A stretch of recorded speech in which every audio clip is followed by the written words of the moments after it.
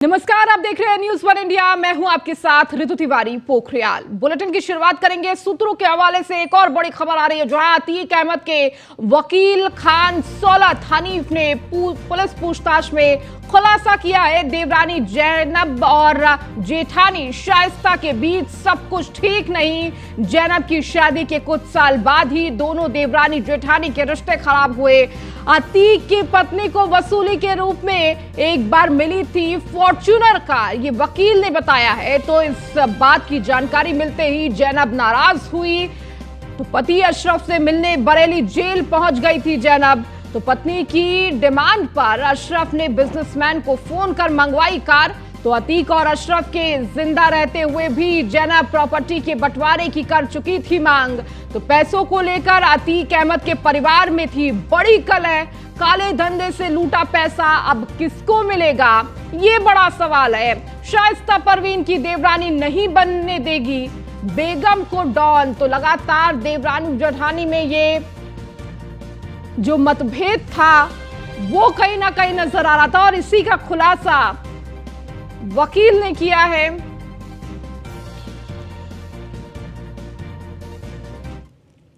स्कंदता मिश्रा हमारी संवाददाता हमारे साथ जुड़ चुकी हैं। स्कंदता, देखिए लगातार एक के बाद एक खुलासे हो रहे हैं। वकील खान सौलत हनीफ ने पुलिस को कई सारी चीजें बताई है, जिसमें यह साफ बताया कि किस तरह से शाइस्ता और उसकी देवरानी के बीच सब कुछ ठीक नहीं था। देखिए, लगातार जब से अतीक अहमद और उनके भाई अशरफ की हत्या हुई है, लगातार नए नए खुलासे निकलकर सामने आ रहे हैं और उनके जो वकील हैं सौलत हनीफ, उनसे भी लगातार पूछताछ चल रही है। और हाल ही में उन्होंने पूछताछ में बताया है कि जो शाइस्ता परवीन है अतीक अहमद की वाइफ और जो अशरफ की वाइफ है जैनब, उन दोनों के बीच में रिश्ते अच्छे नहीं थे। जैनब जो है अशरफ के जो जनाजे में भी शामिल होने पहुंची थी और उसके बाद से तब से वो भी गायब है और शाइस्ता परवीन भी, दोनों लोग ही गायब हैं। और अब जब उनको लेकर जब उनसे पूछताछ चल रही है अतीक अहमद के वकील के साथ में, तो उन्होंने साफ तौर पर कहा है कि देवरानी जेठानी में घर में परिवार में कलेश था, चीज़ें रिश्ते बेहतर नहीं थे दोनों के। शादी के बाद से ही उन दोनों की आपस में नहीं पटती थी और दोनों के बीच में प्रॉपर्टी को लेकर, पैसों को लेकर जो है कलेश बनी रहती थी। और इसी को लेकर आज अतीक अहमद के वकील ने खुलासा किया है कि शाइस्ता परवीन को एक बार जब उनको किसी बिजनेसमैन ने वसूली के रूप में फॉर्च्यूनर गिफ्ट कर दी थी, तो उस बात से जैनब इतनी नाराज हुई थी कि वो जेल में पहुंच गई थी अशरफ से मिलने, बरेली जेल। अशरफ से जाकर उन्होंने अपनी नाराजगी रखी और सेम कार की उन्होंने डिमांड की कि उनको वही कार चाहिए।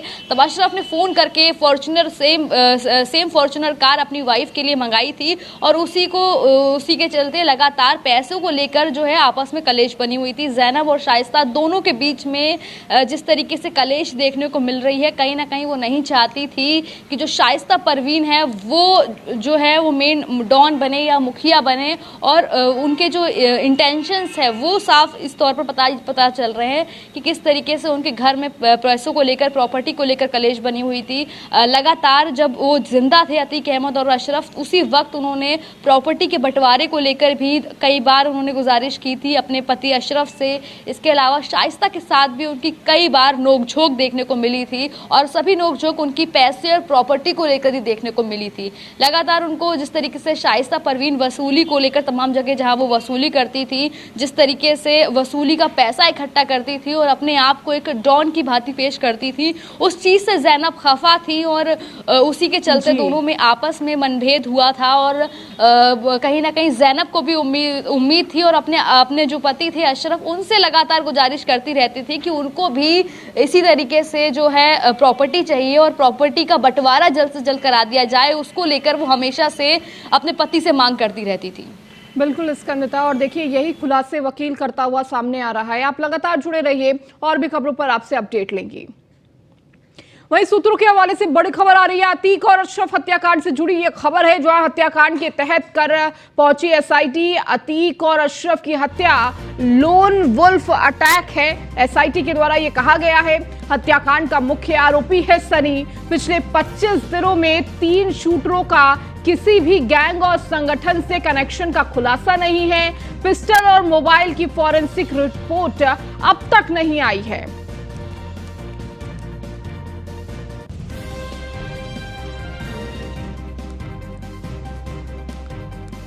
तो हत्याकांड से जुड़ी ये बड़ी खबर दे रहे हैं। हत्याकांड के तह कर पहुंची है एसआईटी। वहीं उत्तर प्रदेश में अब एक्सप्रेसवे का सफर होगा और आसान। सफर और आरामदायक और सुहाना बनने की तैयारी में है। परिवहन विभाग प्रदेश में एक्सप्रेसवे पर बसों की संख्या बढ़ाने के लिए परिवहन विभाग परमिट देने की तैयारी कर रहा है। 3 एक्सप्रेसवे पर 250 लग्जरी एसी बसों के परमिट दिए जाएंगे। तो इसी महीने में यह मंजूरी मिल जाने की उम्मीद लगाई जा रही है। तो Agra expressway, Purvanchal expressway, Yamuna expressway पर यात्री लग्जरी बसों में सफर करेंगे। इसके लिए प्राइवेट बस ऑपरेटरों को बस संचालन के लिए आमंत्रित किया जा रहा है। तो एक्सप्रेसवे का सफर अब और आसान, सुहाना हो जाएगा और लग्जरियस हो जाएगा और इसी की तैयारी में परिवहन विभाग है। तो लगातार लग्जरी एसी बसों के परमिट दिए जाने की उम्मीद जताई जा रही है। इसी महीने मंजूरी मिल जाएगी। तो प्रदेश में एक्सप्रेसवे पर 250 लग्जरी एसी बसों की परमिट दिए जाएंगे और इसी महीने में यह मंजूरी मिल जाने की उम्मीद है। स्कंदता हमारे साथ लगातार जुड़ी हुई है। स्कंदता, देखिए एक्सप्रेसवे पर किस तरह से और ज्यादा लग्जरियस इस सफर को बनाया जाए, इस कोशिश में अब परिवहन विभाग लगा हुआ है। और देखिए इसी कड़ी में प्राइवेट कहीं ना कहीं परिवहन को इनवाइट भी किया जा रहा है कि माना जा रहा है कि 250 से अधिक एसी बसें परमिट की जाएंगी। देखिए, परिवहन विभाग लगातार एक्टिव नज़र आ रहा है और जिस तरीके से उत्तर प्रदेश में तमाम योजनाएं आ रही हैं लगातार सामने, उसी क्रम में अब ये नई योजना निकल कर आई है जिसमें जितने भी 3 एक्सप्रेस वे हैं उन पर अब नई बसें दौड़ाई जाएंगी और बसों का सफ़र आरामदायक और सुहाना हो जाए, उसको देखते हुए परिवहन विभाग जो है वो 250 के करीब जो है बसें हैं, प्राइवेट बसें, एसी लग्जरी बसेस, उनको चलाने के लिए परमिट जारी कर सकता है। आपको बता दें इसी महीने के अंत तक ये परमिट जारी किया जा सकता है, जिसमें 3 एक्सप्रेसवे ऐसे होंगे जहां पर 250 से ज़्यादा लग्जरी एसी बसेस चलाई जाएंगी, जिसकी वजह से जो यात्री हैं और जो लोग हैं उनको काफ़ी ज़्यादा उनकी यात्रा आरामदेह हो सके, उसको लेकर परिवहन विभाग लगातार सोच रहा है और उसके लेकर विचार कर रहा है। हालांकि पहले भी परिवहन विभाग ऐसी तमाम योजनाएं लेकर आया है जिसकी वजह से यात्रियों को थोड़ा आराम हो और कहीं ना कहीं किराया भी जो है वो परिवहन विभाग की तरफ से जो है सरकारी बसों का बढ़ा दिया गया था, जिसकी वजह से जो जितनी भी जो बसेस हैं उनकी मरम्मत है उनके लिए उनकी अच्छे से हो पाए और जो भी टैक्सेस वगैरह हैं ज़्यादा से ज़्यादा बसेस चलाई जा सके, यात्रियों को आराम रहे, उसको लेकर हमेशा से परिवहन विभाग सोचता आ रहा है। और इसी क्रम में अब 250 नई बसेस दौड़ाई जाएंगी और इसको लेकर जो प्राइवेट बस ऑपरेटर हैं जो संचालक करते हैं उनको भी इनवाइट किया जा रहा है, उनसे कांटेक्ट करके किस तरीके से सारी प्राइवेट बसेस की सुविधा यात्रियों तक पहुंचानी है उसको लेकर लगातार परिवहन विभाग विचार विमर्श कर रहा है और पूरी कोशिश है कि इस महीने के अंत तक ये परमिट रिलीज कर दिया जाए। आपको बता दें 3 एक्सप्रेसवे में यमुना एक्सप्रेसवे है, आगरा एक्सप्रेसवे है, पूर्वांचल एक्सप्रेसवे है और ये तीनों ही एक्सप्रेसवे जो है वो वहाँ पर मतलब काफ़ी वीआईपी एक्सप्रेसवे हैं जहाँ पर यात्रा काफ़ी आरामदेह होती है और ऐसे में जब वहाँ पर 250 एसी लग्जरी बसेस और चलने लग जाएंगी तो यात्रियों के लिए ये सुविधा और भी ज़्यादा आसान होने वाली देखने को मिल रही है। ठीक है स्कंदता, बहुत शुक्रिया इन तमाम जानकारियों को देने के लिए। खबरों में आगे बढ़ेंगे, बात करेंगे राजधानी दिल्ली की जहां टेरर फंडिंग मामले में केंद्र सरकार की सख्ती। टेरर फंडिंग केस में केंद्रीय एजेंसियों का एक्शन। जम्मू कश्मीर में एनआईए के अधिकारियों ने डाली है रेड। 2 जिलों के 6 जगहों पर ये एनआईए की छापेमारी देखने को मिल रही है।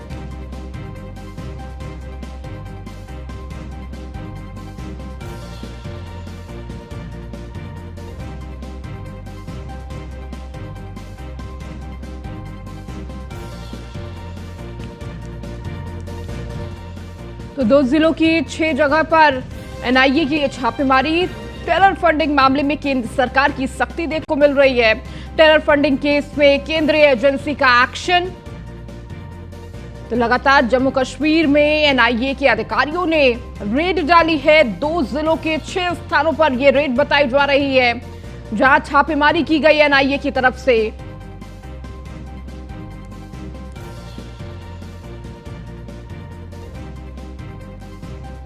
टेरर फंडिंग को लेकर केंद्र सरकार सख्त नजर आ रही है। टेरर फंडिंग केस में केंद्रीय एजेंसियां एक्शन में है, लगातार छापेमारी देखने को मिल रही है। जम्मू कश्मीर में एनआईए के अधिकारियों ने छापेमारी की है। बताया जा रहा है कि 2 जिलों की 6 जगहों पर ये एनआईए के द्वारा छापेमारी की गई है।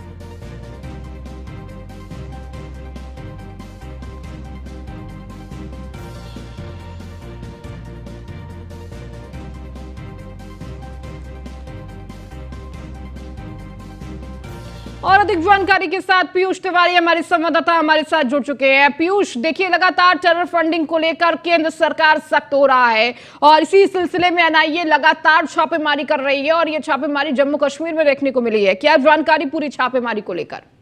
देखिए, निश्चित रूप से अगर हम बात करें तो टेरर फंडिंग मामले में केंद्र सरकार की सख्ती जो है वो पहले भी रही है। लगातार आपने देखा है किस तरीके से अलग अलग जगहों पर केंद्रीय जांच एजेंसियों ने छापेमारी की थी और आज सुबह से ही करीब 6 जगहों पर जम्मू कश्मीर के 2 जिलों में एनआईए की रेड चल रही है। तमाम जो एनआईए के बड़े अधिकारी हैं वो मौजूद हैं और सुबह अचानक से ये रेड डाली गई क्योंकि एनआईए के पास एक पुख्ता जानकारी मिली हुई थी कि कहीं ना कहीं टेरर फंडिंग मामले में कुछ जगहों को इंगित किया था एनआईए ने और पहले से इसकी तैयारी चल रही थी। तो निश्चित रूप से केंद्र सरकार लगातार आतंकवाद हो या टेरर फंडिंग हो, इसके खिलाफ लगातार सख्ती बरत रही है और यही कारण है कि लगातार एक के बाद एक जहां भी इस तरीके की सूचना मिल रही है या इस तरीके की गतिविधियां मिल रही है वहां पे एनआईए की जो टीम है वो पहुंच रही है और लगातार छापेमारी पहले भी हुई थी और आज भी करीब 6 जगहों पे जम्मू कश्मीर के 2 जिलों में एनआईए की रेड चल रही है। एक बड़ा एक्शन केंद्रीय एजेंसियों की ओर से कहीं ना कहीं किया गया है और सबसे बड़ी बात है कि गृह मंत्रालय खुद इस पर नजर बनाए हुए हैं कि किस तरीके से टेरर फंडिंग की जो कमर है उसको तोड़ी जा सके और लगातार आतंकवाद को खत्म करने के लिए भी केंद्र सरकार बड़े कदम उठा रहा है और इसी कड़ी में लगातार इस तरीके की जो छापेमारी है, जो रेड है वो की जा रही है। और आज जम्मू कश्मीर में एनआईए की ओर से रेड डाली गई है। एनआईए के अधिकारियों के साथ तमाम जो सुरक्षा दल के जवान हैं वो भी कहीं ना कहीं तैनात है और वहां पे पहुंचे हुए हैं। एक एक जगहों पे 6-6, 7-7 जो एनआईए के अधिकारी हैं वो पहुंचे हुए हैं। अब देखना होगा कि ये रेड जो है वो कब तक चलती है और कहीं ना कहीं एनआईए को क्या कुछ इसमें बरामद होता है या नहीं, एनआईए क्या कुछ बरामद करती है। ठीक है पीयूष, आप लगातार जुड़े रहिए और भी खबरों पर आपसे अपडेट लेंगे।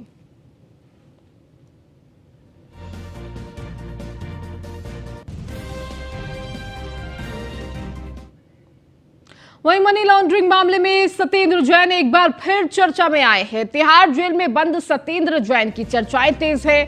जेल अधीक्षक में अपने सेल में कैदियों की संख्या बढ़ाने की गुहार को लेकर चर्चा में सत्येंद्र जैन है। कुछ दिन पहले तिहाड़ जेल अधीक्षक को पत्र लिखकर अपने सेल में कैदियों की संख्या बढ़ाने की मांग की है। सत्येंद्र जैन की गुहार पर अधीक्षक ने इसका एक्शन लिया। सुपरिटेंडेंट ने उनके सेल में 2 कैदियों को किया था ट्रांसफर। तो तिहाड़ जेल प्रशासन को भनक लगते ही दोनों कैदियों को वापस पुराने सेल में भेजा गया। जेल नंबर 7 के अधीक्षक को कारण बताओ नोटिस भी जारी हुआ है। तिहाड़ प्रशासन ने जेल अधीक्षक को तय समय में नोटिस का जवाब देने को कहा है। पीयूष हमारे साथ लगातार जुड़े हुए हैं। पीयूष, क्या जानकारी मिल पा रही है पूरी? देखिए, निश्चित रूप से मनी लॉन्ड्रिंग मामले में तिहाड़ जेल में बंद दिल्ली सरकार के पूर्व जो मंत्री हैं सत्येंद्र जैन एक बार फिर से सुर्खियों में आ चुके हैं क्योंकि आपने देखा कि कुछ महीने पहले मसाज को लेकर सीसीटीवी फुटेज वायरल हुई थी। उसके बाद से लगातार चर्चाओं में सत्येंद्र जैन और इस बार वीडियो वायरल होने की वजह से नहीं बल्कि जेल अधीक्षक से अपने सेल में कैदियों की संख्या बढ़ाने की गुहार की वजह से कहीं ना कहीं सत्येंद्र जैन चर्चा में है। दरअसल उन्होंने तिहाड़ जेल नंबर 7 के अधीक्षक को बाकायदा एक पत्र लिखा था और अपने सेल में कैदियों की संख्या बढ़ाने की मांग की गई थी उनकी ओर से और ये भी कहा गया था कि ये भी कहीं ना कहीं इसको अकेलेपन का वो शिकार न हो जाए, इस वजह से ये मांग की गई थी। तो निश्चित रूप से अगर हम बात करें तो सत्येंद्र जैन ने अपने पत्र में ये भी कहा था कि कम से कम 2 से 3 कैदियों को साथ रखने के लिए चिट्ठी लिखी थी। उन्होंने अपने मनोचिकित्सक के सुझाव का हवाला दिया था कि वो अकेले सेल में होने की वजह से वो डिप्रेशन में रहने लगे हैं। मनोचिकित्सक ने उन्हें अकेला नहीं रहने और सामाजिक दायरा बढ़ाने की सलाह दी है। इसके बाद अगर हम बात करें तो सत्येंद्र जैन की इस गुहार पर जेल संख्या 7 के जो सुपरिटेंडेंट है उन्होंने उनके सेल में 2 कैदियों का ट्रांसफर भी कर दिया। लेकिन जैसे ही तिहाड़ जेल के प्रशासन को इसकी भनक लगी, तिहाड़ जेल प्रशासन ने तुरंत उन दोनों कैदियों को वापस उनके पुराने सेल में भेज दिया। इसके साथ ही जेल नंबर 7 के अधीक्षक को कारण बताओ नोटिस भी जारी कर दिया गया है। तिहाड़ प्रशासन ने जेल अधीक्षक को तय समय में नोटिस का जवाब देने को भी कहा है और निश्चित रूप से जेल अधीक्षक पर नियमों के उल्लंघन करने का भी कहीं न कहीं आरोप लगा है। तो अब देखना होगा कि इस पूरे मामले में अब क्या कुछ तिहाड़ प्रशासन आगे कार्रवाई करता है, क्योंकि तिहाड़ जेल की अगर हम बात करें तो तिहाड़ जेल भी बीते कुछ दिनों से काफी चर्चाओं में है। चाहे सत्येंद्र की अगर हम बात करें उसको लेकर बात करें, या जिस तरीके से गैंगस्टर टीलू कैडपुरिया की तिहाड़ जेल में हत्या होती है, उसके बाद वहां पे उच्च स्तरीय जांच चल रही है, तो निश्चित रूप से एक हाई सिक्योरिटी जेल में इस तरीके की गतिविधियां, इस तरीके की खबरें निकलकर वहां से आती है, तो निश्चित रूप से एक सवालिया निशान जरूर खड़े होते हैं। अब देखना होगा कि इस पूरे मामले में तिहाड़ प्रशासन क्या कुछ कार्रवाई करता है। ठीक है, बहुत शुक्रिया पीयूष इस जानकारी को देने के लिए। तो एक बार फिर से चर्चाओं में सत्येंद्र जैन है। तिहाड़ प्रशासन ने जेल अधीक्षक को तय समय में नोटिस देने के जवाब कहा है। तो मनी लॉन्ड्रिंग मामले में सत्येंद्र जैन एक बार फिर से चर्चा में आए हैं। तिहाड़ जेल में बंद सत्येंद्र जैन की चर्चाएं तेज हो चुकी हैं। तो जेल अधीक्षक से अपने सेल में कैदियों की संख्या बढ़ाने की गुहार को लेकर चर्चा में सत्येंद्र जैन आए हैं।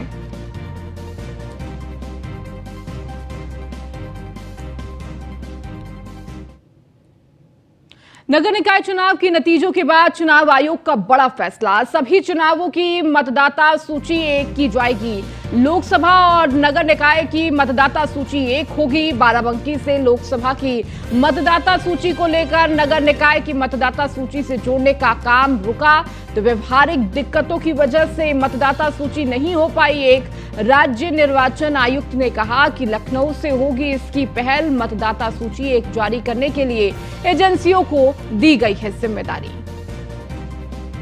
चुनाव आयोग का ये बड़ा फैसला, मतदाता सूची एक का जारी करने के लिए एजेंसियों को जिम्मेदारी दे दी गई है।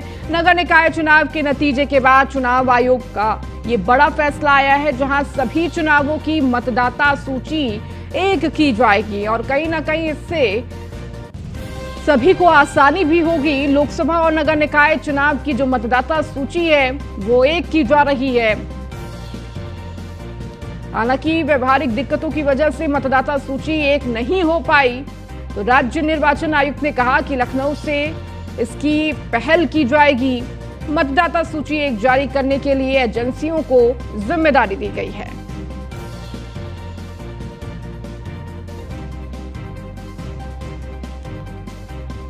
चुनाव आयोग का ये बड़ा फैसला सामने आया है, जहां पर सभी मतदाता सूची एक की जाएगी। चाहे लोकसभा चुनाव हो, नगर निकाय चुनाव हो, मतदाता सूची एक रहेगी। और कहीं ना कहीं इसकी व्यवहारिक दिक्कतें भी सामने आ रही हैं और इसी वजह से ये मतदाता सूची एक नहीं हो पाई। हालांकि अब जिम्मेदारी तमाम एजेंसियों को दी गई है जो इस मतदाता सूची को एक करने की मदद करेंगे। तो एजेंसियों को ये जिम्मेदारी दी गई है।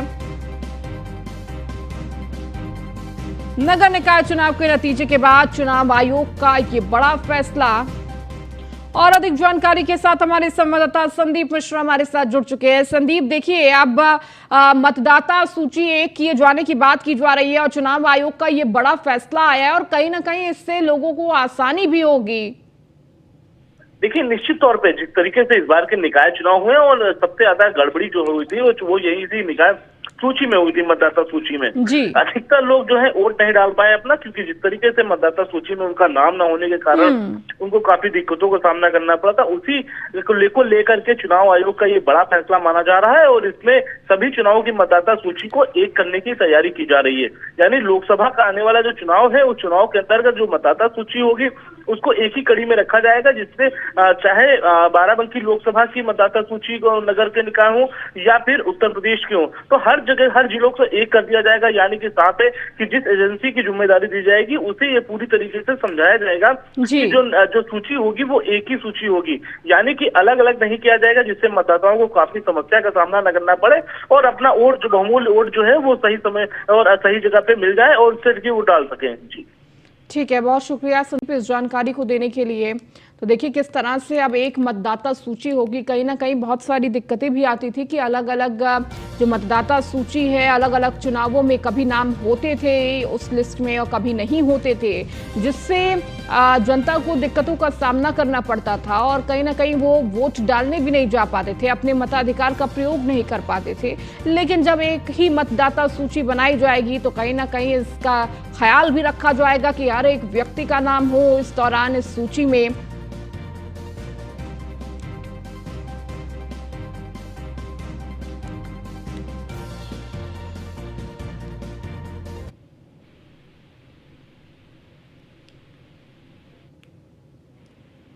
तो चुनाव आयोग का ये बड़ा फैसला कि मतदाता सूची एक की जाए।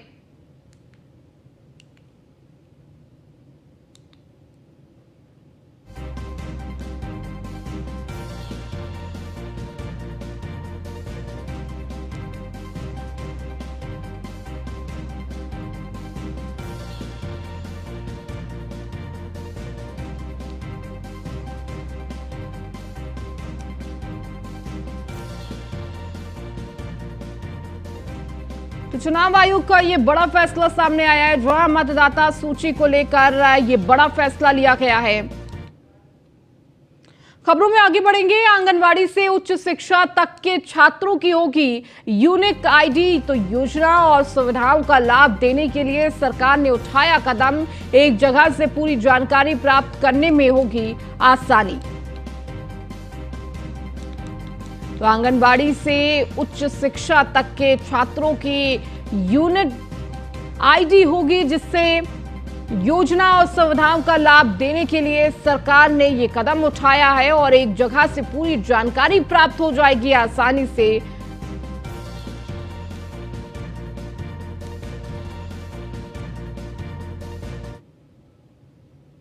अब खबर बिजनौर से है, जहां अज्ञात वाहन ने बाइक सवार को टक्कर मारी है। हादसे में बाइक सवार 3 लोगों की मौत हो गई है। शादी समारोह से वापस लौट रहे थे तीनों युवक।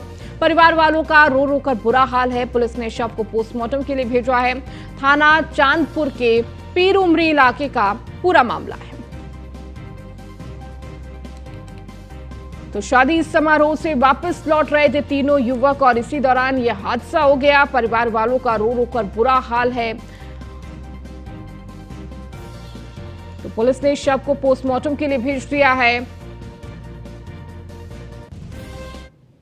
तो थाना चांदपुर के पीर उमरी इलाके का ये पूरा मामला है। तो अज्ञात वाहन ने बाइक सवारों को टक्कर मारी है। और अधिक जानकारी के साथ फैजल हमारे संवाददाता जुड़ चुके हैं। फैजल, क्या जानकारी मिल पा रही है इस पूरे हादसे को लेकर और अज्ञात वाहन की तलाश क्या अभी तक हो पाई है? देखिए, बिल्कुल मैं आपको बता दूं, बिजनौर से यह सबसे पहली खबर हमारे चैनल पर चल रही है, जिसमें 3 लोगों की मौत हुई है अज्ञात वाहन के टक्कर से। आपको बता देंगे ये अज्ञात वाहन इसकी टक्कर जोरदार टक्कर मार के फरार हो गया और 3 लोगों की मौके पर मौत हो गई। बताया जा रहा है ये शादी से वापस लौट रहे थे, अंधेरी रात हो गई थी, इस कारण पता भी नहीं चल पाया कि कौन सा वाहन था, कौन टक्कर मार गया। लेकिन पुलिस ने फिलहाल तहरीर ले लिया है अज्ञात नाम से और जांच कर रही है। उनका कहना है जल्द से जल्द पता कर लिया जाएगा कि किस वाहन से इनकी टक्कर मारी गई है।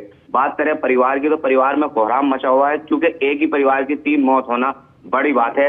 इसलिए पूरा परिवार रो रो के बुरा हाल है और अब फिलहाल पुलिस ने शव को कब्जे में ले लिया है। जल्द पोस्टमार्टम कर कार्रवाई करेगी। ठीक है, बहुत शुक्रिया फैसल इस जानकारी को देने के लिए।